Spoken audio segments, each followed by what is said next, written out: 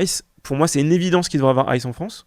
On a besoin de rafles en France. Voilà ce dont on a besoin. Une police qui peut réprimander par exemple les squatteurs. Réprimander. Mais évidemment que s'il y a ICE, il y aura des gens qui vont se mettre dans les pattes des policiers parce qu'ils veulent faire les humanistes. Et à un moment donné, il y aura des débordements, peut-être une personne qui va mourir injustement d'une bavure. Et donc lui, il veut ça, lui. Il a dit, c'est pour ça que je suis absolument pour l'existence de ICE en France. Comme ça, il y aura des débordements et des gens qui meurent dans les bavures. Et donc... En fait, on va te pointer cette bavure pour te dire, tu vois, que cette chose devrait être bannie, c'est le nazisme, parce qu'il y a un mec qui est mort à cause de ça. Ok, donc si un régime hyper autoritaire et répressif qui se met en place, qui commence à faire des dingueries, et bah t'as qu'à suivre les règles, il t'arrivera rien. C'est ce qu'il est en train de dire, quoi. Il y a plein de Noirs et d'Arabes dans les cités qui ont absolument rien à se reprocher. Ils se prennent contrôle de routine humiliant tous les jours et au bout d'un moment, ils en ont plein le fiac alors qu'ils ont littéralement rien à se reprocher. C'est justement ça qu'on reproche à la police quand on est de gauche. Le discours à défendre la ICE. Et donc à partir du moment où il y a un aspect négatif sur un fait, on va commencer à dire que cette chose doit être supprimée. Non, c'est pas possible. Il est là le débat, il est brisé automatiquement par ça dégoûte. Donc C'est fou ça, les gens ils veulent pas d'organismes paramilitaires qui dépendent directement du président et qui a rien à voir avec la police, qui organisent des rafles massives dans tout le pays, qui font des bavures.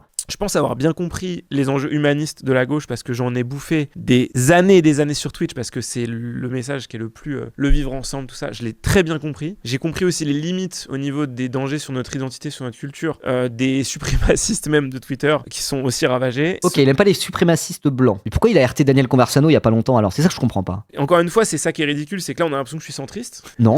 Et du coup, maintenant, non, j'ai l'impression que t'es de droite, hein, t'inquiète pas. Pas du tout, c'est l'opposé de mes idées. Et le mec il a dit il faudrait une ICE française et tant pis pour les bavures, il y a pas d'omelette sans casser deux.